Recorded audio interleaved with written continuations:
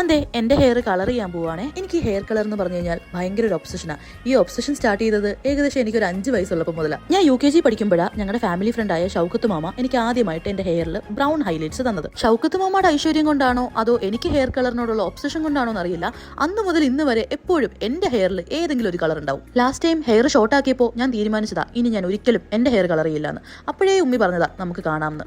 ഉമ്മി പറഞ്ഞതുപോലെ തന്നെ ശങ്കരൻ പിന്നെയും തെങ്ങി തന്നെ ഞാൻ വീണ്ടും എന്റെ ഹെയർ കളർ ചെയ്തു.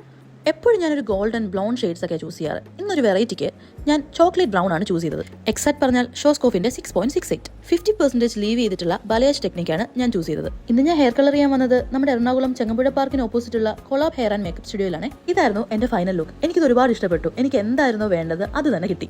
എന്റെ ഹെയർ ഇപ്പോൾ എനിക്ക് ശരിക്കും ചോക്ലേറ്റ് പോലെ തോന്നുന്നത്.